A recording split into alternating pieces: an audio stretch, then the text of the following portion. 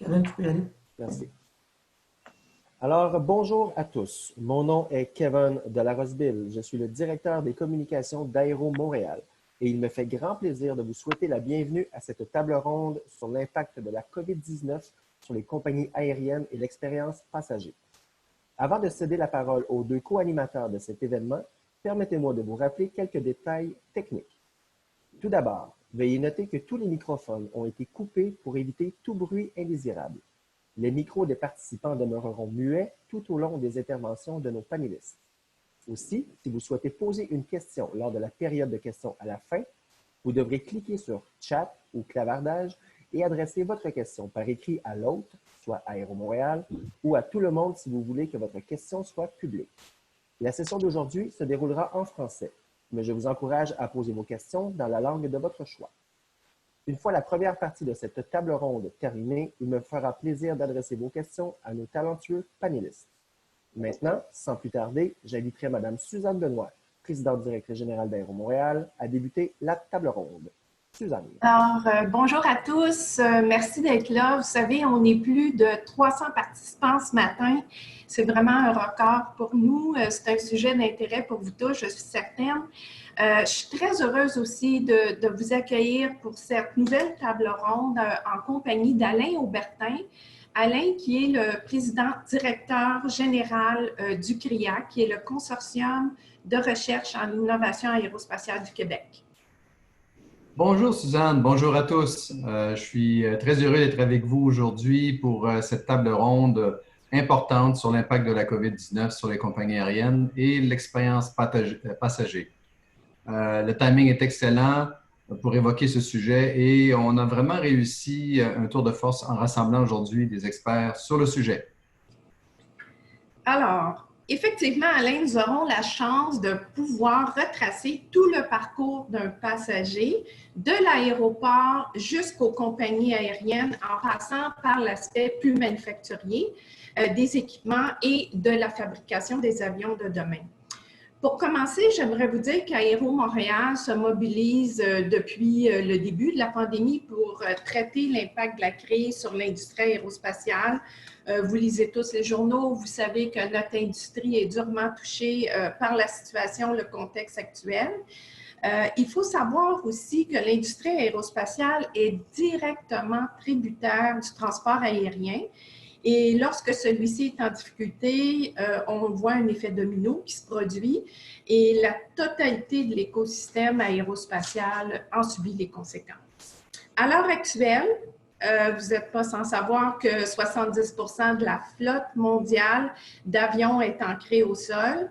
Cette situation exceptionnelle fait en sorte que moins de nouveaux avions sont fabriqués et livrés, moins d'avions sont entretenus ou remplacés. Et au total, on prévoyait livrer en 2020 1066 nouveaux avions, mais à cette prévision a été réduite à 522. Depuis le début de la pandémie. Donc, l'impact est majeur. Nous espérons également que la demande de MRO qui représentait 91 milliards de dollars cette année sur le plan mondial et malheureusement, nous prévoyons une baisse marquée, soit 42,7 milliards de dollars en 2020 uniquement pour ce segment.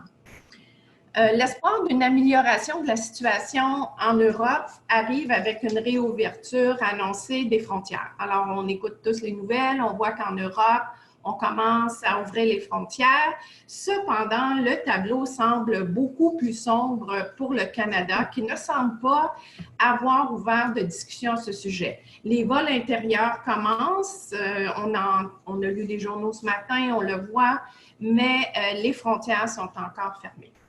Alors, c'est jusqu'ici, nous avions largement abordé les impacts sur les activités manufacturières dans notre industrie au sein d'Aéro Montréal. Il nous semblait important de lier cela à ce qui est au cœur de l'industrie, le transport des passagers. Alors, comme vous savez, si les gens ne montent pas dans les avions, notre industrie, l'industrie de la fabrication aérospatiale est directement impactée. Afin d'en apprendre davantage sur la situation et sur les mesures mises en place pour relancer le transport des passagers, nous avons le plaisir d'accueillir aujourd'hui 4 conférenciers. Je vais vous présenter les 2 premiers, Philippe Rainville, président-directeur général d'Aéroports de Montréal, et Marc Gallardo, vice-président planification du réseau chez Air Canada. À toi la parole, Alain. Alors, comme Suzanne le mentionnait, parmi les enjeux que nous faisons face, il y a aussi les aspects manufacturiers. Et aujourd'hui, on tient à remercier la présence de M. Savard, Sylvain Savard, membre exécutif du conseil d'administration et fondateur d'Avianor, et Philippe Baldouki, président général d'Airbus Canada, qui nous font également l'honneur d'être avec nous. Alors, merci Alain. Alors, nous allons commencer la série de questions. Au départ, nous allons parler du parcours du passager qui est au cœur des aéroports. Alors, ma première question s'adresse à Philippe Rainville. Alors, je vous propose justement de commencer là où débute le voyage, à l'aéroport. L'OACI dévoilait récemment un guide des bonnes pratiques sanitaires en avion. Et nous commençons à avoir une bonne idée de ce que sera le transport de demain. Nous avons vu que les mesures sanitaires devront être mises en place avant même l'arrivée du voyageur. Le guide de l'OACI suggère, par exemple, de privilégier les technologies dématérialisées comme l'enregistrement en ligne. Il imposerait aussi le port du masque à l'intérieur du terminal ainsi que la distanciation physique. De nombreuses mesures qui invitent à repenser, mais repenser complètement l'organisation des aéroports. Alors, M. Philippe Rainville, vous êtes le PDG d'Aéroports de Montréal et que pensez-vous des recommandations proposées par l'OACI? Est-ce réaliste pour vous? Bien, merci Suzanne. Oui, bonne question. Écoutez, juste une seconde, si vous permettez, j'imagine que tous les gens qui sont à l'écoute ou qui nous regardent sont des utilisateurs de l'Aéroport de Montréal. Je veux juste leur dire à quel point on s'ennuie de vous, qu'on a tellement hâte de vous revoir. Mais quand on va vous revoir, oui, on va mettre en place les mesures proposées par l'OACI et je vous dirais, et plus. Donc, il y a, dépendamment il y a une vingtaine de mesures là, qui sont proposées. Il faut se souvenir que ce sont des propositions qui seront adaptées à chacun des pays membres. Mais au Canada, en tout cas à Montréal, c'est clair qu'on va adopter l'ensemble des mesures et comme je le précisais, peut-être même un peu plus.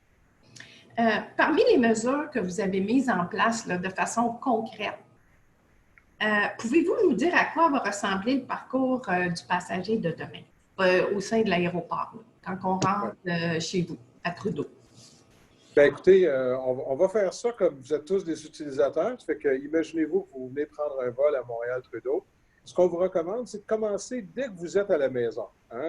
L'utilisation de la technologie qui est favorisée par l'OACI, c'est du concret. Avec votre mobile, on vous demande de vous enregistrer le plus rapidement possible.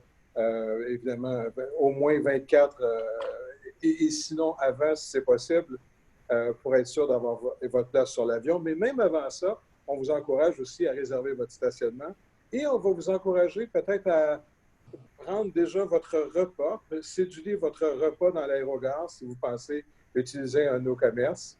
Et quand vous allez arriver à l'aérogare, déjà, vous aurez déjà quelques étapes de franchie. Vous aurez votre boarding pass, votre bordereau de départ, vous l'aurez avec vous. Vous aurez aussi votre stationnement qui sera déjà prêt. Et tout ce que vous aurez à faire, c'est de présenter votre lecteur pour ouvrir la barrière du stationnement, votre lecteur pour avoir, évidemment, votre enregistrement confirmé une fois rendu sur place. Et on aura maintenant aussi la possibilité, et on est en train de mettre ça en place avec nos transporteurs, la possibilité d'avoir votre coupon de bagage pour mettre sur vos valises, ça aussi sans toucher à rien. Donc, tout ce processus-là électronique va se faire.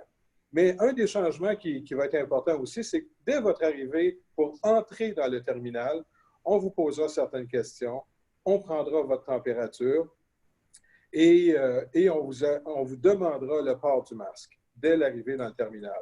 Et si vous prenez une navette de stationnement, même à l'entrée, pour prendre la navette du stationnement au terminal, là aussi, on vous demandera le port du masque. Ça, c'est des mesures de l'OACI. Ce qui est un peu peut-être différent à Montréal, c'est que le port du masque, on va l'exiger dès l'entrée dans le terminal. Donc, il y a beaucoup de monde à Montréal.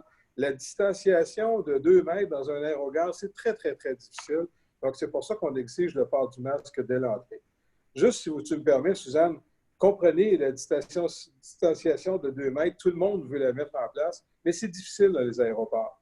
Imaginez-vous une file d'attente devant une porte d'embarquement où il y a 250 passagers. Mettez 2 mètres de distance entre chacun. On a un demi-kilomètre de file d'attente. C'est pratiquement impossible. Donc, le port du masque devient essentiel et ce sera exigé dans tous les aéroports canadiens et à Montréal à partir de l'entrée du terminal. Une petite question, une petite sous-question, Philippe, pour toi. Si on oublie notre masque, est-ce que vous allez fournir des masques aux passagers? Êtes-vous équipés pour ça? Bien, je ne devrais pas le dire trop fort. Ben oui. Ben oui, on va fournir un masque. Mais comptez pas trop là-dessus trop longtemps. Là. On va le faire pendant, je dirais, bon, peut-être un mois, là, mais après ça, on prend pour acquis que les gens vont avoir compris. Mais oui, on aura toujours un petit masque quelque part pour ceux qui seront partis trop vite. Absolument, oui. Merci, Philippe. Alors maintenant, je suis un passager. J'ai passé à travers les différentes mesures expliquées par notre collègue Philippe Rainville. Je m'apprête à embarquer sur un vol d'Air Canada. Alors, je vais maintenant m'adresser à Marc Gallardeau. Monsieur Gallardeau, pouvez-vous nous donner une idée des mesures qui accompagnent le redémarrage des routes pour Air Canada? Oui, bonjour Alain et merci pour l'invitation. C'est un plaisir d'être parmi vous aujourd'hui et on a vraiment hâte de vous accueillir sur nos ailes prochainement. Juste pour répondre à la question, Air Canada a mis en place une série de mesures de biosécurité dans le cadre de son nouveau programme Soins Propres Plus. C'est un programme afin de limiter les risques de propagation du virus et pour permettre aux voyageurs de voyager en toute confiance. Tous les clients d'Air Canada sont désormais soumis à une prise de température. D'ailleurs, Air Canada était la première compagnie aérienne dans les Amériques à implémenter une telle mesure. Le port du couvre-visage est obligatoire pour les passagers, pour le personnel du cabine. Le service à bord a été réduit au cours des derniers mois afin de limiter le contact avec les passagers. Et on a également bloqué l'avant du siège adjacent pour favoriser la distanciation physique à bord jusqu'au 30 juin. Chaque passager aussi reçoit une trousse de soins contenant notamment un désinfectant et un masque. Et aussi, on a renforcé les normes d'entretien de cabine en intégrant le nouveau nettoyage par pulvérisation électrostatique. C'est une procédure qui nettoie de fond en comble l'appareil. On a vraiment établi les normes les plus élevées d'hygiène. Une mesure qui s'ajoute au filtre HEPA qui élimine 99,9% des bactéries à bord des avions, qui purifient de manière très efficace l'air de la cabine.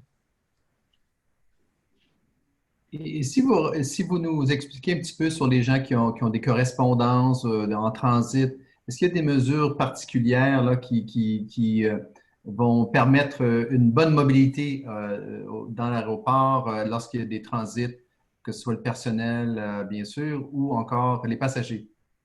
Je vous dirais qu'il n'y a pas vraiment une grande différence parce qu'on prend la température de tous les passagers à la porte d'embarquement et donc tous ceux qui arrivent de l'étranger et ceux qui arrivent par correspondance aussi évalués à leur point d'origine. Donc, pas vraiment de différence entre un passager qui origine à Montréal ou un passager qui origine, disons, à Boston qui transite via Montréal. Est-ce qu'il y a des benchmarks avec même les parcours dans le secteur de la santé qui vous ont inspiré pour la mise en place de ces mesures là, de sécurité?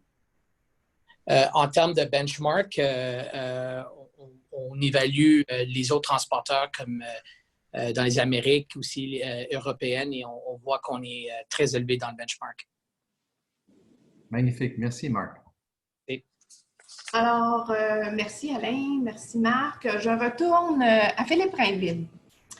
Alors, Philippe, nous avons pu voir que les mesures demandées impliquent la mise en place de systèmes informatisés, automatisés pour éviter les contacts entre le personnel de l'aéroport et les passagers. Les mesures de sécurité ont été renforcées ces dernières années après les attentats de 2001, impliquent souvent de toucher les effets personnels des passagers, à la sécurité, etc. Comment pensez-vous combiner les nouvelles mesures sanitaires et la sécurité des passagers, tout en maintenant un niveau de sécurité impeccable? Bien, il va y avoir beaucoup de choses manuelles. Hein. Les chariots à bagages, bien, c'est des chariots qui ressemblent à ceux qu'on a dans les centres commerciaux, là, à l'épicerie. Tout ça, c'est manuel. Il va y avoir, des technologies qui vont être peut-être moins visibles. On va avoir beaucoup de rayons UV. Et autant dans les systèmes de ventilation, on est en train de regarder ça. On nettoie plus même dans les conduits, mais on va aussi rajouter ce type de technologie-là. Avec l'ACTA, on regarde évidemment des technologies pour laver les fameux bacs gris hein, dans lesquels on met nos effets personnels. Ils vont être lavés manuellement en ce moment. On est en train de mettre ça en place. Mais éventuellement, ça aussi, on va tenter de trouver des technologies rayons UV, entre autres. Ça, là aussi, pour tenter d'endiguer. Et ce n'est pas juste une question de coronavirus. Je crois que ces mesures-là vont rester et vont se perpétuer longtemps. Il y a évidemment il y a d'autres technologies de reconnaissance faciale, etc., qui sont adoptées. On voit en Asie où est-ce que, évidemment, le profil même du passager, son bilan de santé pourrait même apparaître, mais on n'est pas là au Canada. Hein, au niveau de la législation, ça va être beaucoup plus long avant que toutes ces technologies-là soient en place. Mais dans l'avenir, il y aura probablement des choses qui seront plus près de ça, où est-ce qu'évidemment, les passagers auront à donner leur approbation pour ce genre de technologie-là, mais ça va renforcer à la fois la sécurité et le contrôle sanitaire. Il semble y avoir une volonté dans ce sens-là, ouais. Oui. Bon, en fait, ça va nous permettre aussi peut-être de développer des nouvelles technologies. Là, on sait qu'il y a les technologies de détection pour les passagers, pour la sécurité, technologies de radar. Pensez-vous que l'Institut national d'optique, l'INO, pourrait être un joueur technologique ici au Québec pour développer justement ces nouvelles technologies-là pour assurer une plus grande sécurité des passagers? Bien, absolument. Puis, vous le savez, Aéroport de Montréal, hein, c'est une OBNL qui est au service du public. Tout ce qu'on peut faire et tous les intervenants locaux qui veulent faire des tests chez nous, tenter des nouvelles expériences, innover, on est toujours partenaire, Suzanne, pour tenter de trouver des nouvelles solutions qui vont rendre le parcours passager, disons-le, plus agréable. Parce que la COVID, écoutez, on vient de rajouter un nouveau point de contrôle. Hein. On a vu, à chaque fois qu'il arrive quelque chose d'important dans notre industrie, hein, le 11 septembre, on a rajouté les points de fouille. Là, on rajoute des contrôles sanitaires. C'est sûr qu'on a besoin de technologie pour quand même rendre le parcours passager le plus agréable possible. Et on est convaincu que par la voie de la technologie, on va réussir à amoindrir tous ces contrôles-là qui sont difficiles pour les passagers, disons-le. Mais en tant que gestionnaire, Philippe, d'ADM, comment vous préparez le personnel? Est-ce qu'il y a une ouverture de la part du personnel pour mettre en place toutes ces nouvelles mesures-là? Est-ce qu'il y a de la résistance? Est-ce que les gens, les syndicats, tout le monde collabore pour accélérer justement la mise en place des mesures et assurer la sécurité des passagers? Bien, tu sais, Suzanne, un aéroport, c'est une infrastructure. Donc, on fournit des murs puis des corridors. Puis à travers ça, bon, on a des employés à nous, mais il y a 13 000 personnes sur le site, compagnie aérienne, ground handler. Écoutez, il y a une panoplie de gens qui donnent des services, les restaurations, etc. Absolument. Tout le monde travaille, tout le monde collabore étroitement. Moi, j'ai un groupe là, qui est vraiment dans l'innovation, qui met en place, évidemment, tous les processus passagers et, évidemment, toutes les mesures de contrôle sanitaire qu'on a mis en place. Et il y a une collaboration. Et on a commencé, évidemment, à tester nos nouveaux. Et ce qui est surprenant, c'est aussi la collaboration des passagers. Les passagers s'attendent à des contrôles, s'attendent à des mesures, participent de façon très, très, très active. Et je crois qu'il y aura de la place. Si on veut adopter des nouvelles technologies, on aura facilement le concours aussi des passagers pour tout mettre ça en place. Tantôt, tu mentionnais, Philippe, la distanciation, le fait que les passagers, là, si on respecte le 2 mètres, on a pour 1 kilomètre de long ou à peu près. Mais comment on va concilier l'embarquement sécuritaire et en même temps sans trop allonger les délais parce qu'il faut que les avions décollent à l'heure prévue. Donc, est-ce qu'on va devoir arriver 4 heures avant à l'aéroport, 3 heures, 5 heures? Ben, on aime ça quand vous arrivez tôt, hein, parce que vous profitez de nos restaurants, c'est bien payant pour nous autres qui sont là. Mais blague à part, ça va être un petit peu plus compliqué, c'est sûr, parce qu'évidemment, dans l'aérogare, il y a des parcours. On a rallongé des parcours. Évidemment, on se fait du marquage au sol pour être capable d'assurer le plus de distanciation possible. Le port du masque est essentiel parce que, comme je le disais, on ne pourra pas assurer le 2 mètres partout. Dans les files d'attente, on ne pourra pas y arriver. On n'a pas la place physique pour le faire. Et c'est un peu la même chose dans les avions, hein, à l'intérieur de l'appareil. Donc, c'est pour ça qu'on va mettre évidemment plus d'emphase dans les systèmes de ventilation, évidemment, et s'assurer que le port du masque est respecté à la lettre par tous les passagers. À part ça, le moins de rencontres possibles de passagers. Hein, on fait des parcours un peu partout, mais la vie ne sera pas plus simple. En tout cas, pas pour, je dirais pas pour, disons, la prochaine année, ça va être plus compliqué. C'est définitivement plus compliqué, ouais. Bien, merci beaucoup, Philippe. Alors, prochaine question, M. Baldouki, toujours sur le même sujet, la sécurité des passagers. Airbus fait partie des entreprises inspirantes. Hein, on l'a vu au début de la crise, ils ont redoublé d'efforts pour mettre en place un environnement sécuritaire dans leurs usines de fabrication d'avions. Et d'ailleurs, merci beaucoup, Philippe Baldouki, président d'Airbus, pour avoir partagé avec nous l'industrie aérospatiale, vos meilleures pratiques qui ont été émulées dans nombreuses entreprises. Une question à vous, Philippe. Comment pouvons-nous, selon vous, rassurer les gens et les encourager à reprendre l'avion au moment où la situation sanitaire le permettra? Vous, comme avionneur, comment vous pouvez encourager? Qu'est-ce que vous dites aux gens qui veulent reprendre l'avion pour les sécuriser d'une certaine façon? Bonjour Suzanne et bonjour tout le monde. Merci de l'invitation.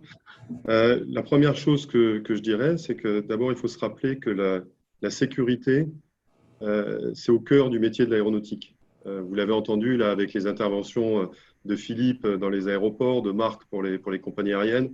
La sécurité et le bien-être du passager, c'est l'enjeu qui est au cœur de notre métier et du métier de transporteur aérien, que ce soit du fabricant d'avions à celui qui accueille les passagers.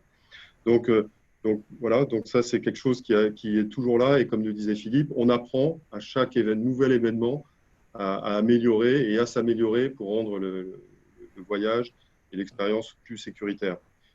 Donc vous avez vu déjà que pour amener un passager dans un avion, il va devoir passer maintenant par un certain nombre de couches, hein, de points de passage.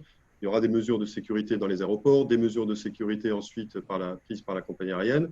Donc, une fois qu'il sera dans l'avion, dans la cabine de l'avion, là, je voudrais juste peut-être insister sur un point, les gens ne sont peut-être pas forcément au courant, c'est la qualité de l'air. La qualité de l'air qui existe dans un avion, parce que ça peut être une source d'inquiétude. Mais il faut savoir que évidemment, l'avion évolue dans un environnement assez hostile. Donc, le problème de la qualité de l'air se posait déjà avant même le problème de virus. Donc, il faut savoir que l'air dans un avion est très, très propre. D'abord, il est renouvelé environ toutes les 2 à 3 minutes. Donc, toutes les 2 à 3 minutes, l'air est complètement renouvelé. Ensuite, une partie de l'air vient de l'extérieur et une autre partie est recyclée et passe à travers des filtres, qu'on appelle des filtres EPA, qui sont, comme le disait Marc, hein, qui filtrent 99,9% des particules, incluant les virus et les bactéries de la taille de la COVID-19. Et donc, on est dans un environnement où l'air est pur et propre. L'autre élément important, c'est que le flux d'air va du haut vers le bas. Donc, l'air arrive par les coffres à bagages et s'évacue ensuite par les pieds. Et donc, il y a un flux d'air qui est aussi va du bas vers le haut, donc ne va pas sur les côtés, ne va pas vers les autres passagers. Donc voilà, tout ça fait qu'on a un environnement qui est assez sécuritaire. Évidemment, le risque zéro n'existe jamais, mais avec la succession de précautions avant l'embarquement dans l'avion et la technologie qui est autour de la cabine, on est dans un environnement assez sécuritaire.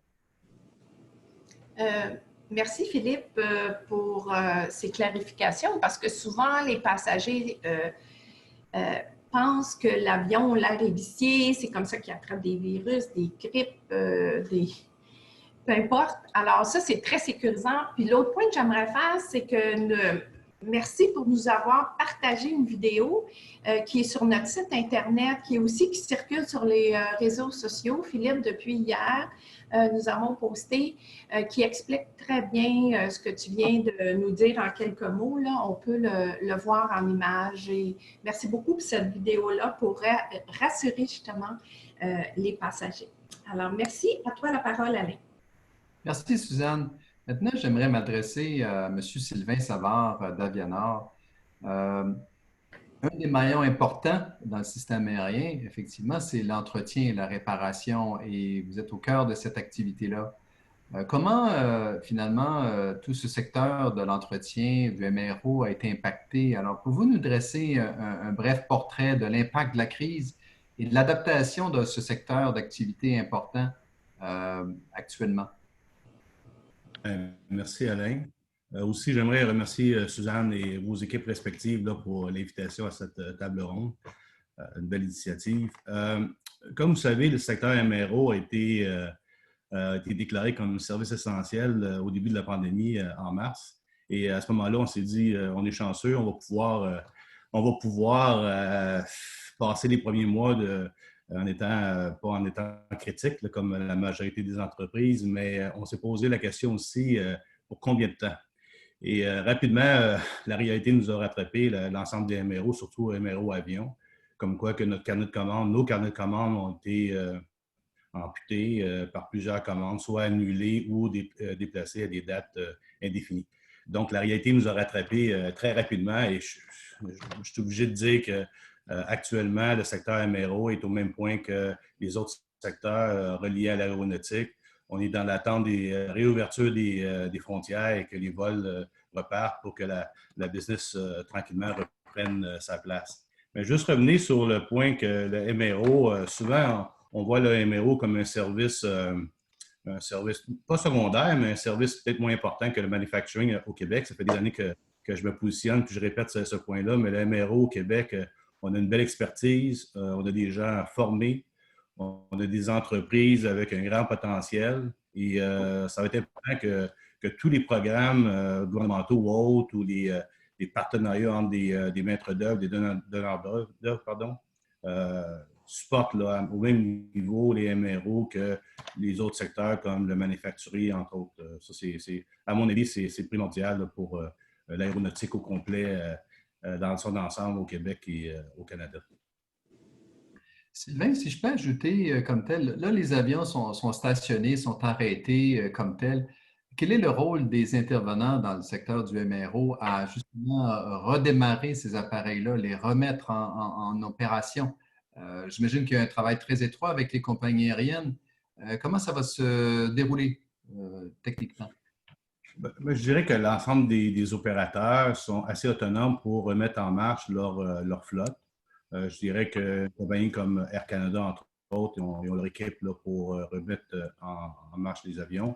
Mais je dirais que le MRO peut intervenir au niveau on appelle les lease return, les avions qui vont être retournés aux propriétaires ou les avions qui vont être stationnés à long terme. À ce moment-là, nous, on intervient pour s'assurer que les produits, là, les avions soient préservés là, de bonne façon et que si le jour on a besoin dans quelques mois ou quelques années, bien, ces avions-là vont être en condition pour reprendre service. Une question complémentaire, juste pour... Est-ce que vous entrevoyez des délais particuliers entre deux vols des avions? On sait que les avions sont très optimisés au niveau de leur trajectoire, sur le temps, l'utilisation en vol. Est-ce qu'il y a des aspects particuliers que vous pouvez nous partager quant à comment vous allez intervenir pour faire l'entretien ou comment ça va se vivre entre des vols? Et y a-t-il des mesures particulières pour réduire des délais?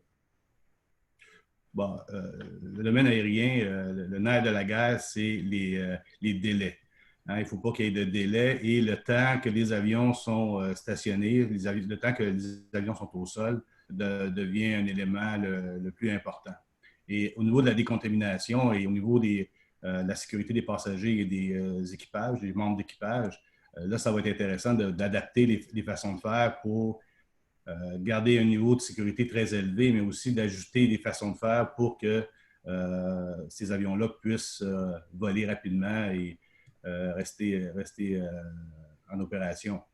Moi, je pense que le futur demeure, je pense que Philippe Réville a touché un point tantôt. Il faut développer, au niveau de l'innovation, il faut trouver des façons pour qu'on ait des systèmes embarqués sur les avions pour décontaminer. Comme exemple, on n'a pas parlé de ça tantôt, mais comment les gens d'Air Canada vont pouvoir assurer que les cabines de toilettes sont décontaminées entre chaque passager. Donc, là, c'est une belle opportunité. Là. Nous, personnellement, on travaille avec une compagnie dans le domaine technologique pour voir si on peut développer un genre de système ou d'équipement qui va décontaminer la toilette, la cabine de toilette entre chaque passager. Et la décontamination va être faite rapidement, 30 secondes, 1 minute, et s'assurer que le passager qui entre dans la cabine de toilette, il n'y a pas de danger de contamination. Et cette technologie-là doit être développée pas seulement pour le COVID-19, mais doit être développée pour les autres pandémies ou les choses qu'on ne connaît pas encore qui vont nous tomber dessus dans les prochaines années. Et c'est du développement là, très sérieux, très scientifique pour trouver des façons de contrer ces attaques-là. Très belle perspective, Sylvain, je te remercie. Effectivement, beaucoup de nouvelles orientations, peut-être des synergies nouvelles entre les opérateurs, les compagnies aériennes et les innovateurs également. Ce qui nous amène, Suzanne, au bloc sur l'évolution de nos modèles d'affaires. Oui, merci beaucoup, Alain. Ma question s'adresse encore à Philippe Rainville.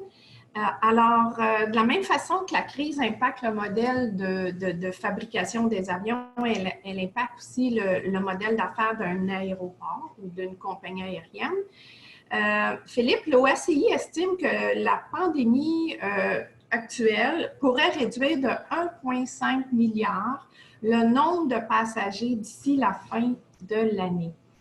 Avec ces prévisions de diminution des passagers et l'ensemble des mesures sanitaires qui limiteront la consommation des voyageurs dans les aéroports, le modèle d'affaires des aéroports devra-t-il être repensé? Si oui, comment? Alors, tantôt, tu as évoqué qu'il y a énormément de commerces qui sont sur le site de l'aéroport. Comment vous allez arriver à sauver ces entreprises-là qui sont directement impactées si les gens ne consomment pas à l'aéroport? Bien, écoutez, je pense que c'est public, tout le monde le sait, les compagnies aériennes, les aéroports canadiens, on a fait des représentations. C'est très, très, très difficile. Imaginez-vous un grand four, puis qu'on a chacun une grande pelle, puis qu'on lance des billets de banque dans le feu. Là, je veux dire, on brûle du cash comme ça se peut pas. Donc, qu'est-ce qui va être dur surtout à la reprise, ça va être d'assurer la compétitivité tant des compagnies aériennes canadiennes que des aéroports canadiens. C'est clair qu'on est dans un village global. Il y a plusieurs pays qui ont eu des subventions directes, que ce soit les aéroports que les compagnies aériennes. Écoutez, au Canada, si je limite ça aux aéroports, c'est un modèle utilisateur-payeur. Donc, évidemment, tout cet argent-là qu'on aura brûlé, bien, il y a quelqu'un au bout de ligne qui va payer pour qu'on puisse continuer à assurer le service. Et malheureusement, dans un système utilisateur-payeur, bien, c'est le client qui va payer, c'est le passager. Donc, on espère que ça ne durera pas trop longtemps. Hein? Si ça ne dure pas trop longtemps, on va s'en sortir dans le modèle actuel. Autrement, bien, ça sera difficile et les frais qui devront être chargés aux Canadiens. Je ne veux pas parler pour les compagnies aériennes, je connais moins leur business, mais pour les aéroports, malheureusement, on va être obligé d'augmenter les frais de façon importante et ça nous préoccupe. Disons que si on commence à avoir ce que j'appelle une brise de reprise cet automne, bien, on va s'en sortir puis on va être capable de protéger le modèle tel qu'il existe. Si ça durait beaucoup plus longtemps, si ça s'échelonnait au-delà de 2022, je dirais, on aura un sérieux problème et il va falloir évidemment se mettre tous ensemble et revoir comment est-ce qu'on va repenser tout ça.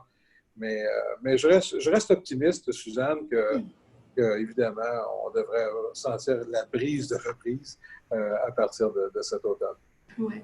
Bien, en fait, tu mentionnes utilisateur, payeur, mais crois-tu que si vraiment on avait une deuxième vague, le pire scénario se présente, est-ce que ça serait pensable que le gouvernement fédéral puisse intervenir, puisse aider? Je sais que les commerces, les restaurants, c'est probablement les mêmes règles qui s'appliquent dans tout ce qui est restauration en général au Québec, au Canada, mais toi, personnellement, est-ce que, comme entreprise, est-ce que tu pourrais penser que de l'aide fédérale pourrait arriver? Bien, écoutez, pour un pays, un aéroport, c'est un service essentiel. Hein? On ne se cachera pas. Puis, il faut penser que nos dirigeants, là, c'est des gens sensés. Quand on aura fait défaut sur toutes nos obligations, qu'on ne sera plus capable de payer les intérêts sur nos dettes, il va venir un temps où est-ce que, écoutez, qu'est-ce qu'on va faire? On va leur remettre les clés. Hein? Donc, il y a des gens sensés. Nos gouvernants sont des gens sensés, puis ils vont venir aider les aéroports. Et j'ai pas de doute là-dessus. C'est trop essentiel pour le développement économique d'un pays, d'une région, qui seront là au moment opportun. On est encore capable de survivre. On a encore quelques mois devant nous. Il y a des aéroports qui ont plus de difficultés, j'en conviens. On verra comment les gouvernements vont réagir dans ces cas précis-là. Je le surveille. Il y en a qui vont avoir plus de problèmes avant Montréal. Donc, je verrai ce qui arrivera. Mais je suis, Suzanne, convaincue qu'on aura de l'aide au moment opportun. Oui. Parfait. Bien, merci beaucoup. À toi, Alain. Tournons-nous maintenant vers justement notre collègue Marc Gallardo d'Air Canada. Les difficultés des compagnies aériennes ont été mises en lumière de façon très crue. Effectivement, Marc, on a vu ça depuis plusieurs semaines, les interventions et les impacts, Philippe vient d'en parler, les impacts sur les voyageurs de demain. Alors, si on prend l'avion demain, la semaine prochaine, quels sont ces impacts au niveau des coûts, des réservations, prix des billets, services? Tu as évoqué cette question-là tantôt. Et comment Air Canada se positionne dans une stratégie pour tenir compte de cette évolution-là? Là? On a une première année, une deuxième. Air Canada est très innovatrice comme entreprise. Comment tu peux nous parler de cette stratégie qui se dessine? Oui, merci Alain. Regarde, c'est important de dire que c'est vraiment une crise sans précédent. C'est comme les jours les plus sombres dans l'histoire du transport aérien. Et comme notre PDG l'a mentionné plusieurs fois, comme l'industrie a été maintenue en hibernation. On dit plus de 90% de notre capacité est réduite. Plus de 200 appareils sont cloués au sol cet été. Et ce n'est pas le lendemain qu'on va retrouver la vigueur de 2019 et redémarrer les opérations comme avant.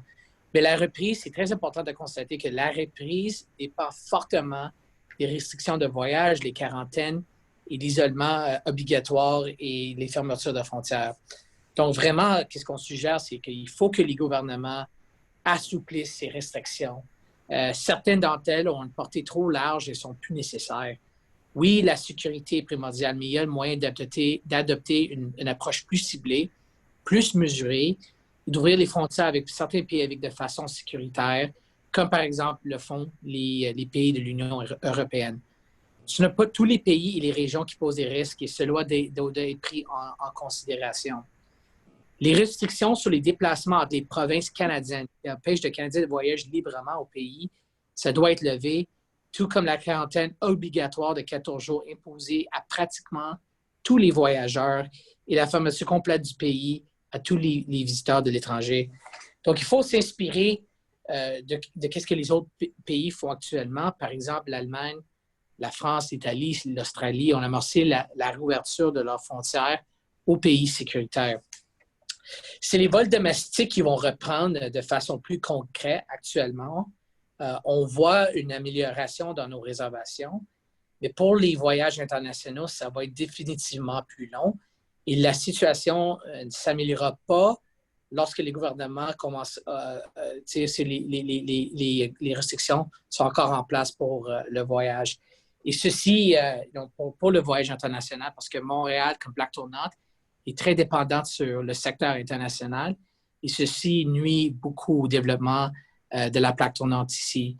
Donc, c'est très important d'avoir des assouplissements de restrictions de façon à court terme ou au moyen terme. Comment tu vois ça, cette discussion-là avec les autorités, justement, pour qu'il y ait un alignement des assouplissements pour permettre la réciprocité et l'ouverture de l'espace aérien? Comment tu vois ça, toi, Marc? Oui, donc si vous voyez, l'Union européenne a déjà mis en place un critère pour des déplacements sécuritaires avec des membres hors de l'Union européenne. Il y a comme 2 ou 3 critères. La première, c'est où est-ce qu'on est sur la pente de la COVID, que vous savez, le Canada est sur la pente descendante. Et deuxièmement, est-ce qu'il y a une réciprocité entre le Canada et l'Union européenne? Ceci étant dit, si l'Union européenne ouvre la frontière pour les Canadiens, est-ce que le Canada va faire la même pour les citoyens de l'Union européenne? Et voilà, on est pris un peu dans une situation un peu politique et hors de notre contrôle et qui encore nuit au secteur aérien, mais aussi au secteur du tourisme et affaires ici. Et nous, au Québec, on est très dépendants sur le voyage à l'international.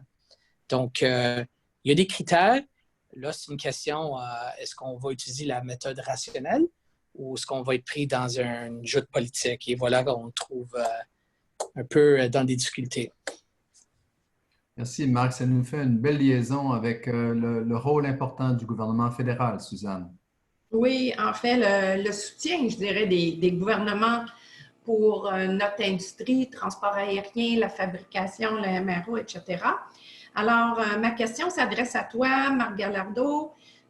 Nous avons pu voir que de nombreux pays manifestaient leur soutien aux compagnies aériennes en optant pour comme tu mentionnais, une réouverture des frontières, beaucoup en Europe, en proposant des aides, des plans de relance compétitifs. Le gouvernement a soutenu Air France, la compagnie Alitalia a été nationalisée en Italie, United Airlines, Delta bénéficie du programme CARES aux États-Unis. Le gouvernement du Québec a signifié à plusieurs reprises son appui à l'industrie aérospatiale et à ses travailleurs qualifiés. Tout le monde se demande maintenant que fera le Canada pour soutenir son industrie aérospatiale. Là, j'englobe l'industrie aérospatiale, l'aérien, etc. Alors, vous, là, vous l'avez un peu évoqué, là, mais encore ce matin, on lisait dans le journal Le Monde comment le transport aérien va être impacté. On parlait même de 10 ans avant qu'on revienne là, à des niveaux où on était auparavant. Donc, compte tenu de tout ce qui va se passer, pandémie, virus, etc.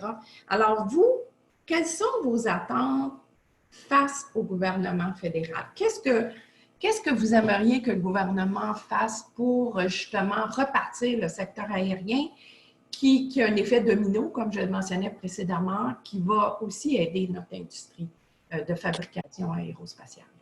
Oui, Suzanne, premièrement, tu as constaté dans tes remarques d'introduction que le secteur aérien, c'est un moteur économique très puissant pour le développement de l'économie. Et aussi, nous, chez Air Canada et plusieurs autres, disent que la reprise à la normale, si vous voulez, c'est un minimum de 3 ans, mais ça pourrait avoir un potentiel encore plus long. Donc, ce n'est pas pour demain qu'on va retourner à la normale. En termes de support du gouvernement canadien, juste pour donner des statistiques sur l'aide sur d'autres pays, vous avez aux États-Unis 61 milliards de dollars comme plan d'aide. Air France KLM, c'est 11 milliards, Singapour, 13 milliards et Cathay Pacific à 4 milliards. Et dans les top 20 compagnies aériennes mondiales, Air Canada est la seule qui n'a pas reçu d'aide gouvernementale. Contrairement à plusieurs d'autres pays, le Canada n'a pas mis en place une œuvre en place spécifique pour l'industrie aérienne, mais a choisi des programmes plus généraux, notamment la subvention sur le salaire des employés. Donc, Air Canada a amorcé la pandémie dans une excellente position financière du point de vue liquidité, l'une des meilleures, sinon la meilleure dans l'industrie. Et on a pris plusieurs mesures drastiques avant de préserver nos liquidités. le programme de réduction de coûts à l'échelle de l'entreprise qui passe aujourd'hui 1 milliard de dollars. Un pivot très, très agile envers les opérations cargo qui, pour le court terme, c'est rentable pour nous. Et la réduction de nos marges de crédit et nos autres options de financement de plus de 3 milliards de dollars afin de fournir des liquidités supplémentaires. Notre philosophie, c'est toujours de garder la tête baissée et contrôler ce que nous pouvons contrôler. On a aussi réussi à bâtir une compagnie aérienne hautement compétitive au cours de la dernière décennie et nous l'avons à l'intention de continuer l'être. Mais ce qui est très, très important et notre ask, si vous voulez, du gouvernement, c'est la meilleure chose pour nous. Notre ask, c'est plus faire pour l'industrie à l'heure actuelle, c'est nous permettre de relancer nos opérations. Et ça, c'est primordial. Oui. Merci beaucoup, Marc. C'est très clair. Alors, l'ouverture des frontières pour vous autres, c'est clé, j'imagine. Oui. Et le plus long qu'on attend, le plus difficile, ça va être de ramasser la relance. Très bien. Bien, merci, c'est très clair. Alors, à toi la parole, Alain. Merci, Suzanne. Merci, Marc. Alors maintenant, de nouveau vers M. Savard dans le segment d'activités sur l'entretien.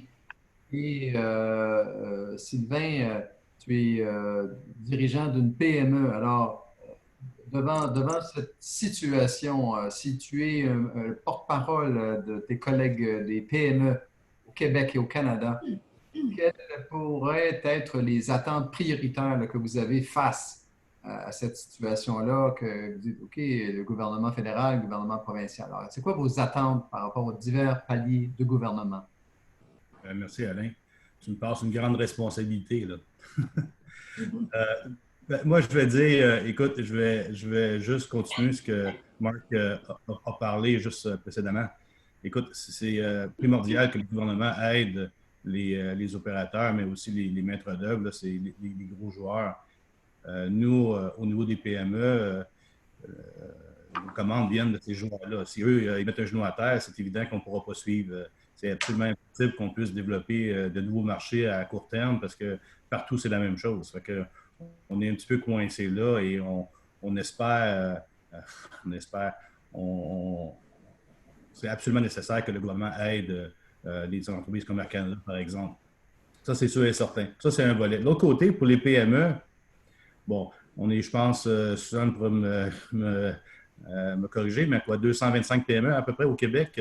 On peut espérer qu'il y en a un certain nombre qui ne pourront pas passer à travers. Il y en a un certain nombre de belles entreprises qui ont des belles connaissances, des talents, de la technologie. Et ça serait malheureux de perdre ces entreprises-là. Ça serait, au Québec, on pourrait reculer de plusieurs années au niveau développement, au niveau de l'aérospatial, en perdant ces entreprises-là. Et j'espère, en parlant d'autres entreprises, dont une autre MRO il y a quelques jours, il faut trouver une façon de consolider. Donc, si les gouvernements, et je sais qu'il y a des discussions, là, mais les gouvernements arrivent avec des programmes d'aide à la consolidation d'entreprises, soit le gouvernement seul ou en partenariat avec d'autres joueurs. Ce n'est pas un appel à Airbus ou à Air Canada, là. Mais c'est des joueurs importants qui pourraient embarquer dans un fonds, par exemple, pour aider à la consolidation et sauver un certain nombre d'entreprises. C'est sûr qu'il y a des programmes en place, il y a beaucoup de programmes d'innovation, de formation, des choses comme ça, mais là, on parle d'une situation critique qu'on n'a jamais vue, là, en tout cas. Et comment on fait passer à travers, je pense qu'il faut trouver des façons de maintenir ces entreprises-là en vie et trouver des façons puissent participer à la relance. Oui. Merci, Sylvain. Ouais, je pense que tu as bien pointé la priorité parmi bien d'autres priorités. Merci. À toi. Oui, mais je peux poser une question à Sylvain. Certains d'entre vous sont au courant. On a lancé une initiative qui est l'Alliance pour la relance en aérospatiale. Et on a un comité justement dédié aux PME sur la consolidation. Et plusieurs PME, dont des gens de l'équipe de Sylvain aussi, sont actifs sur ces sous-comités. Et peut-être que tu peux parler aussi de l'enjeu au niveau de la trésorerie. Qu'est-ce que les PME vivent à l'heure actuelle en termes de termes de paiement? Comment on va régler ce problème-là? Comme tu mentionnais tantôt, plusieurs entreprises, c'est leur survie qui est en jeu, puis on risque d'hypothéquer l'écosystème si on perd ces entreprises clés. Je ne sais pas si tu veux ouvrir là-dessus, Sylvain. Ah, bien sûr. Écoute, je ne veux pas être négatif envers qui que ce soit, mais il y a une situation dramatique. Nous, on a un client qui est très important pour nous, là, Air Canada, et forcément qu'eux, ils nous demandent des paiements étirés. C'est normal, et nous, on fait la même chose avec nos fournisseurs. Le problème, c'est que si on perd les couvertures d'assurance comme EDC ou Atridius, par exemple, ça a un impact direct sur notre trésorerie, sur notre cash flow à court terme. Ça, c'est dramatique. Et après ça, si les banques à Chartres nous voient comme des entreprises à risque, ou encore plus, ils enlèvent les couvertures sur des compagnies comme Bombardier, Air Canada et autres, nous, on se retrouve là où notre cash flow, notre trésorerie est serrée. Et c'est la même chose. Tu réduis, oui, il y a des programmes qui ont été mis en place, des programmes d'urgence qui ont aidé à court terme, mais c'est vraiment à court terme. Dans quelques mois, ça va être extrêmement difficile. Donc, je ne sais pas comment le gouvernement peut aider ou forcer. Bon, c'est difficile de forcer les gens à faire quelque chose, là, mais EDC, par exemple, trouver des façons qu'eux puissent prendre un petit peu plus de risques pour les compagnies aéronautiques, surtout les petites entreprises où la margination est importante pour nous et si on n'a pas de couverture d'assurance, on perd facilement 20 points sur la couverture, et ce qui est dramatique là, en ce moment. Et moi, je pense que les gouvernements doivent intervenir à tous les niveaux, mais surtout au niveau des banques pour trouver une façon de les rassurer pour qu'ils prennent un petit peu plus de risques avec les entreprises telles Avianor, là, par exemple. Très bien. Bien, merci beaucoup, Sylvain. Je pense que ça fait le tour d'un enjeu très important qui va être soulevé, puis qui a été soulevé déjà dans le comité sur l'Alliance. Puis j'espère qu'on va trouver des solutions qui vont supporter les PME là, à très court terme. Ça l'augure bien. Ma prochaine question, toujours sur les gouvernements, s'adresse à Philippe Baldouki cette fois-ci. Alors, Philippe, le plan de relance français de 23 milliards canadiens, 15 milliards d'euros, pour soutenir l'industrie a mis en lumière une mobilisation collective inédite entre les puissances industrielles françaises et le gouvernement aussi, le gouvernement français. Vous, en tant que nouvel arrivant, je dirais, ici au Québec, avec la belle usine que vous gérez en assemblage final pour l'Airbus 220. Du côté manufacturier, à quoi vous vous attendez d'Ottawa? Suzanne, je vais reprendre un peu ce qui a été dit à la fois par Sylvain et par Marc. Je pense que moi, ce que j'attends, c'est d'abord, il faut bien se rendre compte que l'aéronautique, c'est un secteur stratégique. C'est un secteur stratégique essentiel. À la fois, c'est un secteur de souveraineté nationale, c'est un secteur d'innovation et c'est un secteur important sur l'export. Je regardais tout à l'heure des chiffres. L'aéronautique, c'est le 3e exportateur du Canada, après le pétrole et l'automobile. Et c'est le premier du Québec.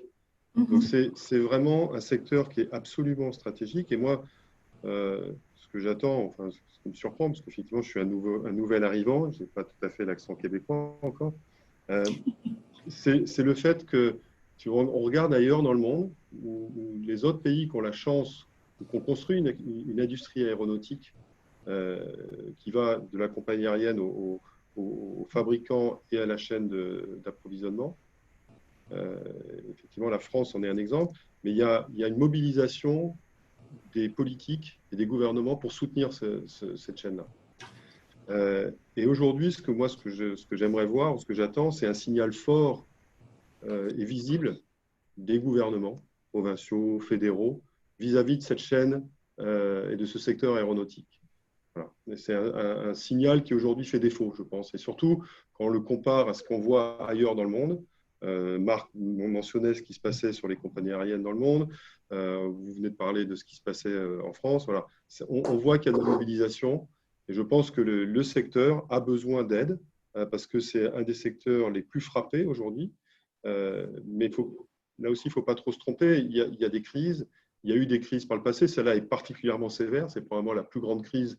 En tout cas, je pense que tous ceux qui sont autour de la table et qui ont une certaine expérience dans l'aéronautique vivent. Mais on en a vécu. Donc, il y a quand même une croissance longue qui va reprendre, qui reprendra à un moment. Et donc, ça reste un secteur d'avenir. Il ne faut pas l'oublier. Voilà. Et je pense qu'on a des besoins d'urgence. Effectivement, supporter l'export, supporter les petites entreprises, parce qu'on est aussi un secteur qui est complètement global. Quand la chaîne d'approvisionnement souffre autour de Montréal, ce sont ensuite toute la chaîne et tous les fabricants d'avions, Airbus en particulier, mais pas seulement d'ailleurs, qui souffrent. Donc, tout ce qu'on peut faire, tout ce que le gouvernement peut faire, comme montrer un signal fort, aider les compagnies aériennes, aider le tissu industriel, sera le bienvenu. Mais on sent qu'il y a l'urgence d'agir, mais on ne sent pas le gouvernement, en tout cas au niveau du gouvernement fédéral, c'est moins apparent. Vous, est-ce que vous pensez qu'il pourrait y avoir, si on retarde encore ce signal fort au niveau fédéral, contrairement à d'autres juridictions dans le monde où on retrouve une industrie aérospatiale très active, pensez-vous que cette situation-là pourrait impacter justement sur la chaîne d'approvisionnement ici au Québec? Je me souviens au début de la crise, on entendait dire des grands joueurs que le Québec était perçu comme un pays à risque par rapport à d'autres juridictions, compte tenu de, peut-être l'inaction ou les décisions qui ont été prises par les gouvernements. On a essayé de régler cette situation-là le plus rapidement possible en trouvant des solutions alternatives. Mais aussi, il y a tout l'enjeu des investissements directs étrangers. Il y a eu beaucoup de sociétés étrangères qui ont investi au Québec, sont des filiales de multinationales françaises, européennes. Est-ce que l'inaction des gouvernements, cette information-là, ça passe ici au Québec, on en entend parler, mais ça remonte aux maisons mères des sociétés. Pensez-vous qu'éventuellement, ça pourrait avoir un impact sur peut-être le rapatriement de certaines activités auprès de la maison mère, de la délocalisation, peut-être même annuler des nouveaux mandats mondiaux qui étaient pressentis pour le Québec, la grande région de Montréal? J'aimerais vous entendre là-dedans sur ce sujet-là, l'inaction des gouvernements et l'impact sur la chaîne d'approvisionnement. Alors d'abord, je ne voudrais pas non plus être alarmiste. Je ne veux pas non plus dire, attention, tous les Rolls, Airbus, Pratt ou autres de ce monde vont délocaliser. Mais ce qui est vrai, c'est que, on en avait parlé, Suzanne, le fait qu'on soit resté à l'arrêt et que la chaîne d'approvisionnement de l'aéronautique civile n'ait pas été considérée comme un secteur essentiel, fait que tout à coup, dans des états-majors à l'autre bout de la planète, voilà, des secteurs comme le Québec ou le Canada sont apparus rouges. Et donc, il y a eu une visibilité négative de l'industrie aéronautique canadienne québécoise qui était pourtant perçue jusque-là comme très positive. Voilà, mais il y a eu un effet de réveil en disant attention, il y a un risque. Et donc, le Québec, le Canada était considéré comme une zone à risque, ce qui n'était pas 6 mois avant. C'était plutôt une zone d'avenir. Donc, c'est des signaux auxquels il faut faire très attention. Je n'irai pas jusqu'au bout de votre raisonnement, mais il faut l'avoir à l'esprit. Et c'est vrai qu'il y a urgence. Il y a urgence, encore une fois, pour les gouvernements, je pense, à envoyer des signaux, et des signaux clairs et visibles vis-à-vis des industriels, parce qu'on est dans un secteur qui est mondial. On n'est pas dans un secteur qui est uniquement entre nous au Québec ou entre nous au Canada. Marc, Air Canada fait son chiffre d'affaires, j'imagine, essentiellement sur des lignes extérieures. Donc, Sylvain, certainement, travaille pour Air Canada, qui est très tributaire de l'export. Nous, l'A220, on le vend essentiellement, on est très heureux de le vendre d'ailleurs à Air Canada, on est très heureux d'ailleurs qu'Air Canada l'utilise, mais on le vend évidemment bien ailleurs. Donc, on est dans un secteur global et il est temps je pense qu'il est vraiment urgent que le Canada, et là, fédéral, provincial, mais envoie des signaux forts pour dire oui, notre industrie est importante, elle est performante et on veut la garder comme étant un joyau de notre secteur d'activité. Merci beaucoup Philippe pour ces commentaires. Merci. À toi Alain. Merci, Suzanne. Je pense que tout le monde conviendra qu'un des éléments de performance de notre industrie aussi, le côté de l'innovation. Donc, on va aborder maintenant quelques aspects sur le volet de l'innovation, de la recherche et développement. Donc, il est clair qu'au Canada et spécifiquement au Québec, plus de 70% de la R&D au Canada en aérospatiale se déroule dans le Grand Montréal, au Québec. Donc, le CREAC est au cœur de cette activité-là depuis 18 ans. Monsieur Savard, mais quand on regarde tous ces changements-là, vous avez parlé tantôt de peut-être qu'on a besoin de nouveaux systèmes embarqués pour assurer à long terme rassurer le passager à long terme que l'entretien sera bien fait. Est-ce que vous pouvez nous parler brièvement des nouveaux besoins d'entretien que vous voyez de la part des compagnies aériennes sur justement bien faire l'entretien dans le cadre de la COVID-19 maintenant? Alain, merci. Mais tu l'as bien dit, il faut que ce soit de l'innovation et il faut que ce soit technologique. Il faut arriver avec de nouvelles technologies, une nouvelle approche. Et ce que j'aimerais, pour répondre à ta question, là, je pense qu'au Québec, on a la chance de compter sur plusieurs universités reconnues mondialement. On a des gens scolarisés et prêts avec des idées incroyables, là, entre autres à la Polytechnique, au doctorat. Des gens qui ont des idées, des concepts, ont développé toutes sortes de choses. Et je pense que, tantôt je parlais de consolidation, tout ça, mais au niveau technologique, il y a la base des entreprises dans le domaine de l'aéronautique qui pourraient être bien travaillées avec des gens, des universitaires, avec des idées, des concepts là, avancés, là, pas juste des embryons d'idées, mais des concepts avancés et supportés par l'industrie et le gouvernement. Et on pourrait trouver des choses extraordinaires pour sécuriser, augmenter la sécurité des passagers et encore des membres d'équipage sur un avion. Tantôt, j'ai fait allusion d'un système pour les toilettes. Okay? C'est un défi. Comment on va gérer, comment Air Canada, par exemple, va gérer la propreté ou la décontamination d'une cabine de toilette entre deux passagers. C'est pas évident, là. Donc, ça va prendre de la technologie assistée par ordinateur, une application qui va pouvoir gérer premièrement, avec des sensors s'il y a quelqu'un dans la cabine. Donc, au niveau informatique, voir s'il y a quelqu'un dans la cabine, donc le système ne partira pas, par exemple. Et avec des systèmes évolués de lampes UV, LED miniaturisées pour désinfecter la cabine et être capable, après ça, d'inspecter la cabine automatiquement pour que le passager suivant puisse utiliser la cabine de toilette. Et ça, c'est du développement. Ça prend des gens qui ont accès à de la technologie. Et, c'est pas, parce qu'actuellement, moi, je trouve, depuis plusieurs mois, même à Vienna, en effet, il y a des développements de techniques, de nettoyage, d'équipements encombrants à court terme, où il y a énormément puis Philippe Réville l'a dit tantôt, extrêmement manuel. Donc, au niveau de la qualité, c'est pas facile à vérifier que tout soit correct et c'est très fastidieux. Là, il faut arriver avec la technologie automatisée, embarquée. C'est sûr que c'est un défi de certifier ça une fois embarqué.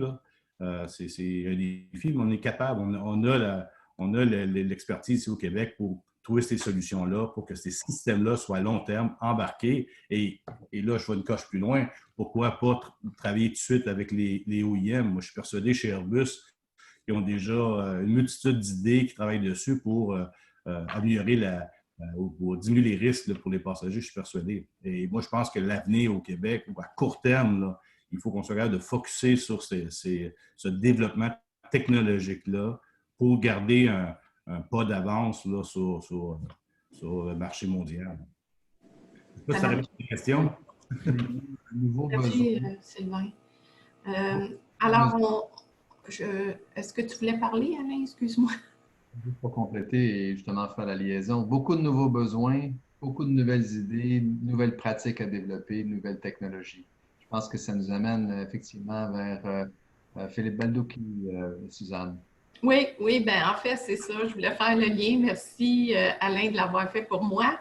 La question à Philippe, c'est quels seront les points incontournables dans la fabrication des aéronefs du futur, des aéronefs de demain? Et toujours, que doit-on faire là, pour justement anticiper, sécuriser les passagers au cours des années qui viendront, des décennies? Oui, je viens de parler un peu déjà de ce qui existe sur la partie qualité de l'air. Sylvain parlait effectivement de choses sur lesquelles on peut réfléchir. Il y a des pistes hein, qu'on commence à regarder. Par exemple, est-ce qu'on peut utiliser des nouveaux matériaux qui seront des matériaux antibactériaux qui pourront être utilisés dans les zones notamment communes, des choses comme ça. C'est un peu tôt pour vous dire ce qui va arriver. Ce qui est certain, c'est qu'encore une fois, et là je reviens un peu à ce qu'on se disait au début, il y a un élément qui est absolument au cœur de l'activité de l'aéronautique en son ensemble, c'est la sécurité. Et donc, et comme on est une société d'ingénieurs et d'innovation, le secteur est un secteur d'ingénieurs et d'innovation, quand tous les cerveaux des ingénieurs se mettent à chercher des solutions aux problèmes qui arrivent, en général, ils trouvent. Donc voilà, donc je n'ai pas de piste particulièrement à dire, mais il est clair que toute la chaîne, vous écoutez Sylvain, il y a des innovations aussi au niveau de l'exploitation hein, que Marc a certainement et que les compagnies aériennes sont en train de développer. Et évidemment, les fabricants d'avions en font leur part. Et donc, il y aura ces des éléments qui seront en place. Philippe, j'avais une petite question pour toi, une sous-question, un petit mot peut-être sur l'Airbus 220. On sait que c'est un avion qui est très performant d'un point de vue environnemental, d'un point de vue optimisation de l'espace, confort passager. Je sais aussi qu'Air Canada utilise ces avions-là, tu l'as mentionné tantôt, Air Baltic. Qu'est-ce que tu pourrais dire de l'Airbus 220 là, dans le contexte actuel de la COVID? Que des bonnes choses. D'abord, justement, l'Airbus A220, c'est un avion récent, donc c'est un avion qui utilise les dernières technologies et qui est né ici. Hein, justement, c'est une démonstration de l'innovation québécoise. Rob Dewar, tout le monde connaît, j'imagine, autour de la table, c'est le papa de la 220. Il est toujours là et toujours plein d'idées. Donc l'avion, d'abord, je vais peut-être donner une anecdote où je parlais tout à l'heure de la qualité de l'air, hein, avec la moitié de l'air qui est recyclé et filtré et la moitié qui vient de l'extérieur. Moi, il se trouve que l'A220, notamment, a une option qui peut être activée de choisir de n'avoir que de l'air extérieur. Hein, et donc, de voir en permanence de l'air qui vient de l'extérieur et pas de l'air recyclé. Et donc, qui améliore évidemment, dans des cas comme celui-ci, encore un niveau de sécurité supplémentaire. Donc, tout un tas d'innovations qui sont dans la 220. Ensuite, en termes d'appareil, il est particulièrement bien adapté à une situation incertaine et une situation de crise. C'est un avion qui est versatile, qui est de plus petite taille et qui donc a un coût par voyage moins onéreux qu'un avion plus gros, avec une performance par siège qui est tout à fait comparable. Donc c'est un avion qui est un bon avion pour ce moment de crise. Mais encore faut-il que les compagnies aériennes soient prêtes à reprendre le trafic et à reacheter des avions. Très bien. Je pense qu'on manque un peu de temps. On veut poser des questions. On est déjà rendu à 12h10. Alors, moi, j'irai directement à ma dernière question. Excuse-moi, Alain. Tout ça, c'est très intéressant. Messieurs, de vous entendre. Je vous remercie infiniment pour vos différentes interventions. Mais j'aurais peut-être une dernière question encore beaucoup plus large que j'aimerais vous adresser les panélistes. En fermant nos frontières, en imposant de nouvelles mesures sanitaires, la COVID-19 a modifié nos façons de voyager. Sur le court terme, elle impactera encore probablement dans la prochaine année qui arrive. Et j'aimerais avoir votre avis sur l'impact de cette crise-là. Si on regarde un horizon de 3 à 5 ans, pensez-vous que cette crise modifiera à tout jamais nos déplacements à travers le monde? Alors, je commencerai peut-être avec Philippe. Le Rainville ou le Balducci? Philippe Rainville, pardon. Ah, OK. Excuse-moi. Écoutez, je crois que je suis... Écoutez, si vous regardez la courbe de progression de l'aviation civile au cours des 50 dernières années, c'est une industrie qui est tellement résiliente. Et la preuve de ça, ben, si vous saviez le nombre d'appels et le nombre de personnes qui m'arrêtent pour me demander quand est-ce qu'on peut repartir, il y a une force incroyable derrière ça. Il y a un goût de voyager qui est plus fort que jamais. Autant de l'ancienne génération, de ma génération qui est un peu plus âgée et qui pense à sa retraite, qu'à celle qui est en devenir. Tout le monde a le voyager. Donc, extrêmement résiliente, énormément de demandes qui est latente. La clé, Marc l'a dit, tout le monde l'a dit, c'est de réouvrir progressivement et d'apprendre à vivre avec le virus. Attendre la solution où est-ce qu'on aura un vaccin ou un traitement qui règle l'ensemble de la problématique, je crois qu'on fait fausse route. Il faut apprendre à vivre avec le virus et de mettre des couches de sécurité au fur et à mesure. Et à un moment donné, on se retrouvera à un point où on aura un vaccin et un traitement.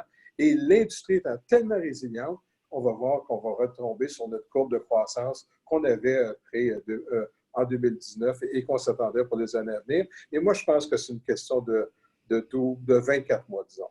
Ça, c'est ma prévision à moi. La prévision. Merci beaucoup, Philippe Rainville. Maintenant, Marc Gallardo, j'aimerais vous entendre sur cette question-là. Oui, Suzanne, j'aimerais répondre avec une réponse plus pour les Montréalais et les Québécois.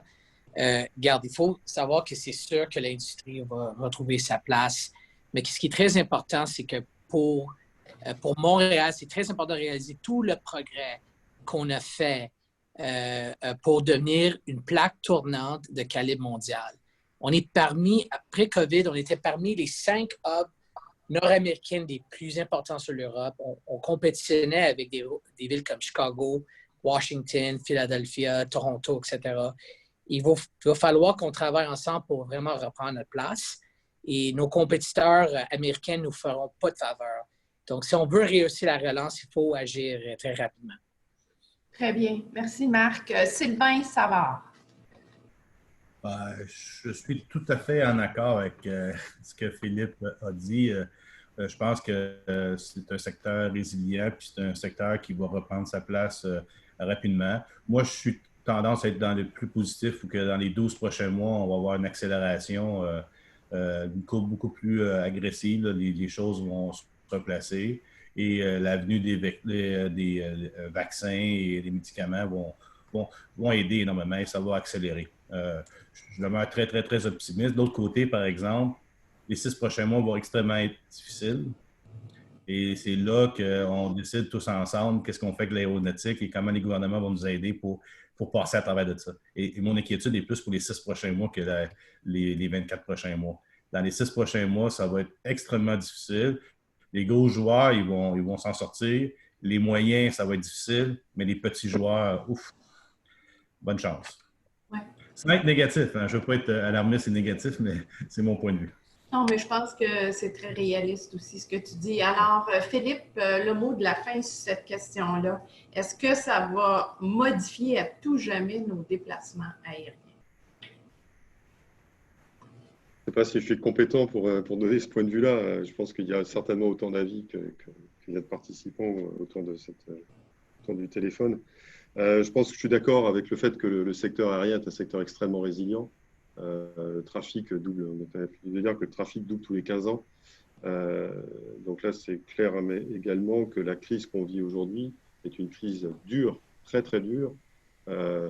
Nous, chez Airbus, on considère qu'on arrivera probablement au niveau de trafic, au niveau d'activité de 2019, plutôt vers la fin 2023. Donc on est probablement sur un horizonnement peut-être un tout petit peu plus pessimiste que les autres, mais on pense aussi que de toute façon, c'est une activité très résiliente. Moi, une de mes grosses déceptions, c'est que j'attendais avec impatience l'ouverture du vol direct Montréal-Toulouse, et qui malheureusement, j'imagine, va être un peu décalé vers Canada. Voilà, mais je pense qu'effectivement, le message plus général, c'est que faut garder confiance sur la croissance à long terme de l'aéronautique. Je pense qu'elle est là, elle ne va pas disparaître. Il y a un coût et on a vécu tout un tas de crises, 2001, 2008. Ça, c'est une crise certainement plus sévère, mais ça repartira. Voilà, avec des contraintes qui sont des contraintes qui étaient déjà là avant la crise, à savoir, il va falloir qu'on développe un avion plus vert, qu'on ait d'innovation sur l'empreinte carbone, qui reste, lui, qui sera un problème sur le long terme, mais sur lequel toute l'industrie travaille. Et là encore, comme c'est la cohérence entre les besoins économiques et écologiques, il n'y a aucun doute qu'on y arrivera. Très bien, merci beaucoup, Philippe. Alors, je remercie Alain Aubertin qui a accepté de donner son temps généreusement ce matin pour co-animer cette session. Puis j'aimerais vous remercier, vous, messieurs les panélistes, pour vos interventions. Et je passerai maintenant la parole à Kevin qui va animer la période de questions. Merci beaucoup, Suzanne. Donc, la première question reçue est de Mme Nathalie Paré du CAMAC et elle s'adresse à tous les panélistes. Donc, avec les bouleversements de l'industrie et les renforcements de sécurité et des mesures sanitaires, est-ce que les compétences recherchées chez vos employés vont changer? Et si oui, comment? Qu'allez-vous rechercher chez vos employés?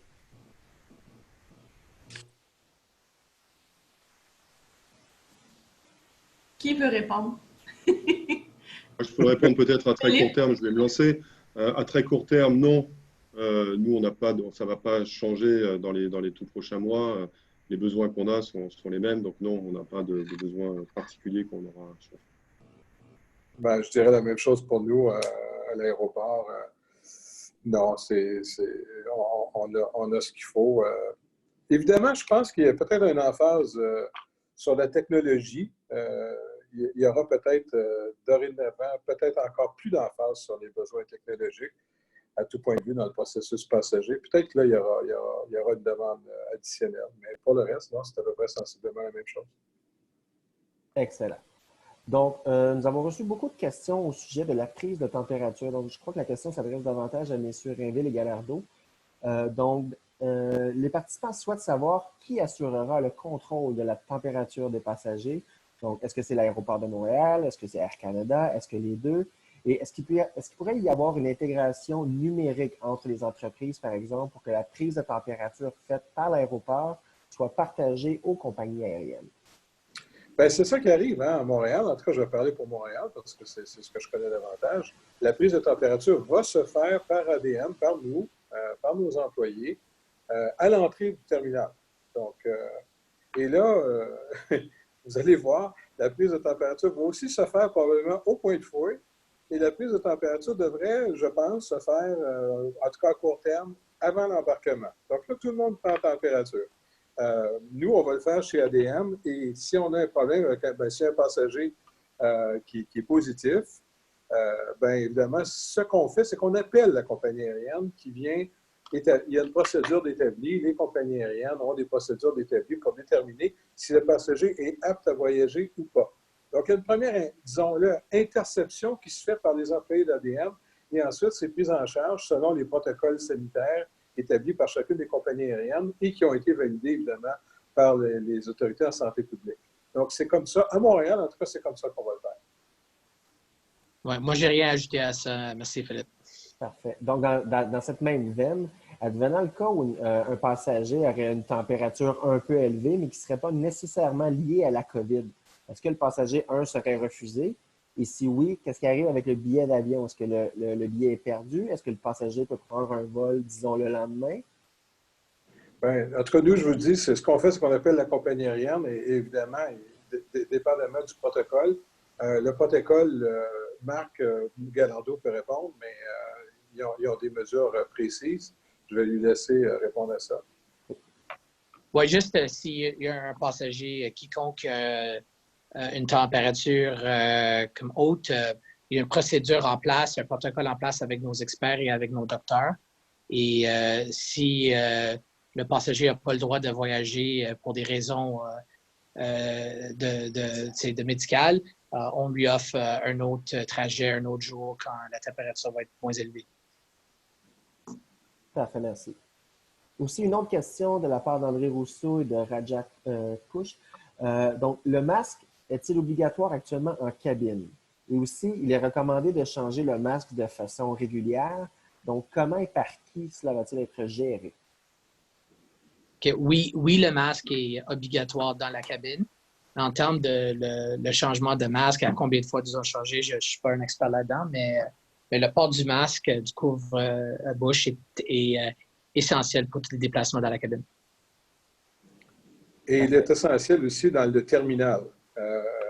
Peut-être un point que je pourrais mentionner, dans le terminal, dorénavant, il n'y aura que des passagers et des employés. Donc, si vous venez venir chercher vos bien-aimés à l'aérogare, ben, vous allez attendre dans votre voiture parce que vous n'aurez pas accès au terminal. Ça prend un boarding pass, ça prend un bordereau pour voyager, pour être capable d'entrer dans le terminal.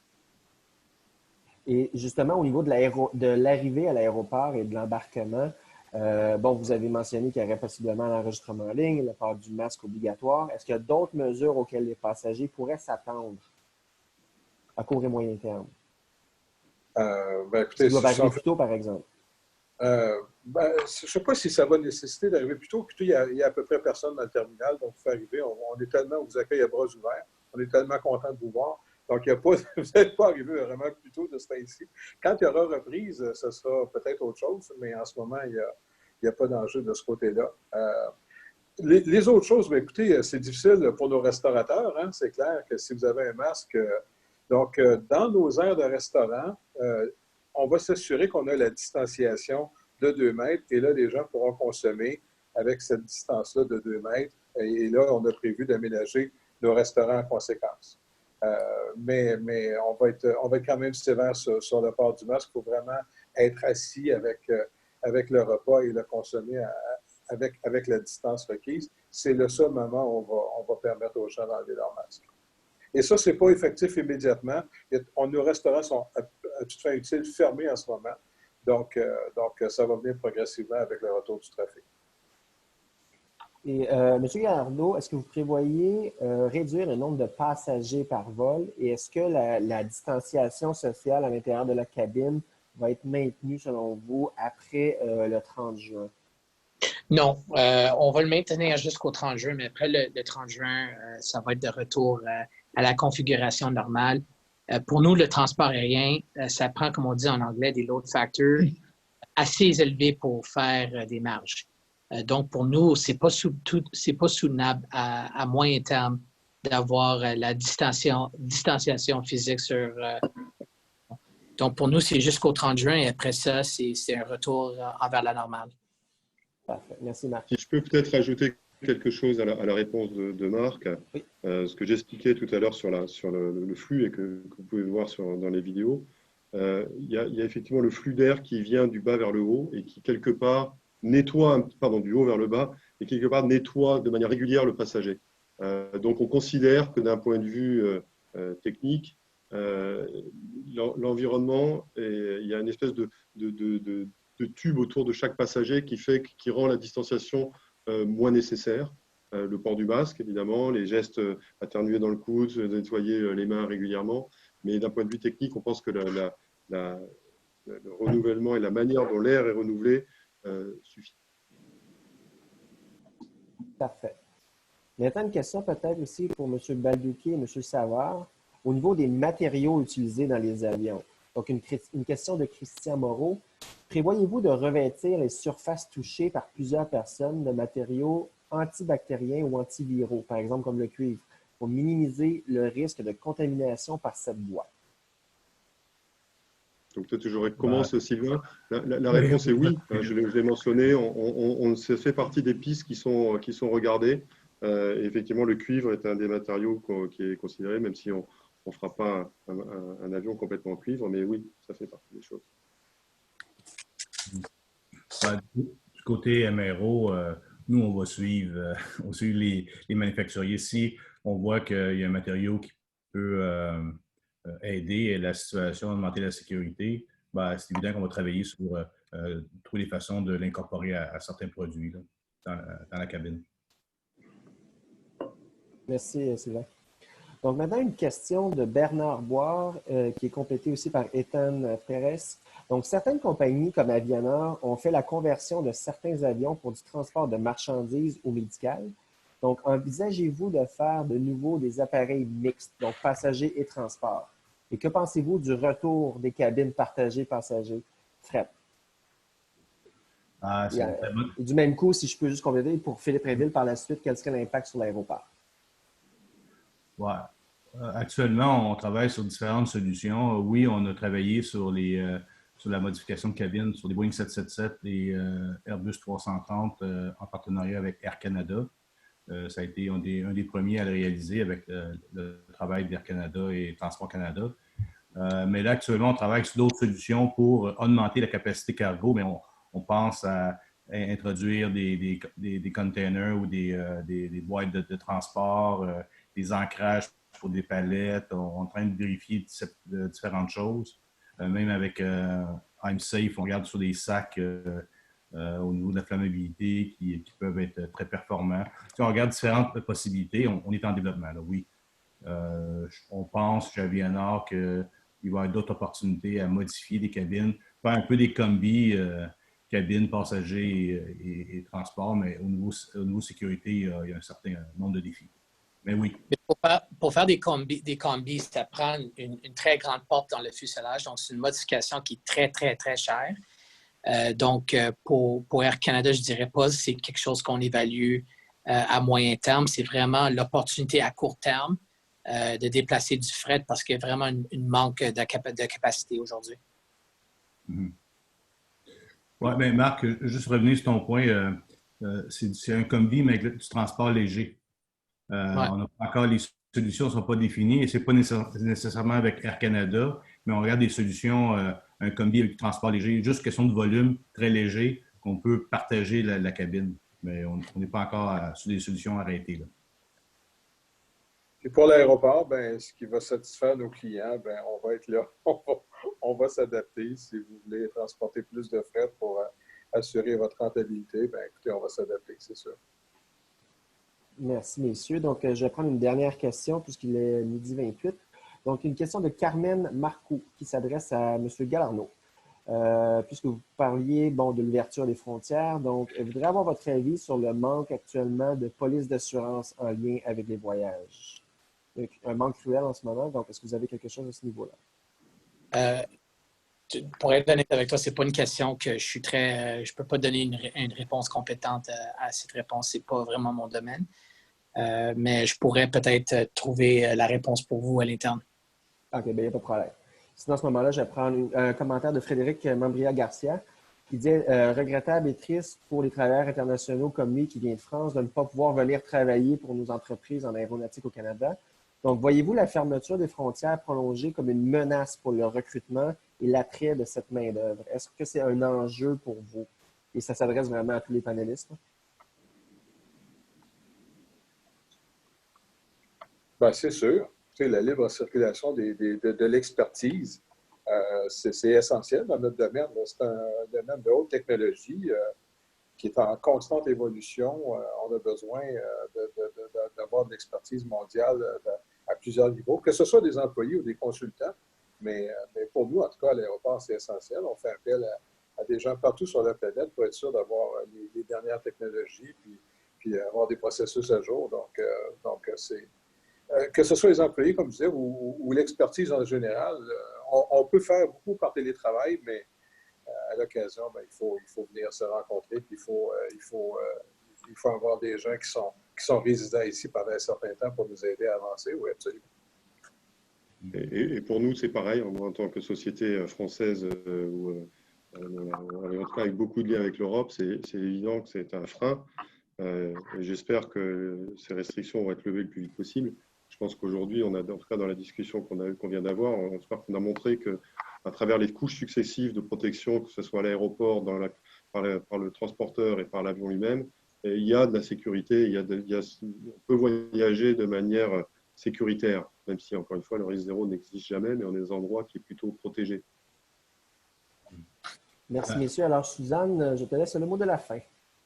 Alors, nous arrivons justement à la fin de l'événement. Je tiens à vous remercier encore une fois, messieurs les panélistes, Alain pour m'avoir accompagné ce matin. Et je remercie aussi les nombreux participants qui se sont inscrits aujourd'hui. Et je vous invite à aller voir justement les vidéos sur notre site Internet concernant la sécurité dans les avions, la qualité de l'air, etc. Je pense qu'on a 2-3 vidéos là, qui sont disponibles pour vous. Alors, merci encore une fois et bonne journée à tous. Merci. Merci. Merci. Ah.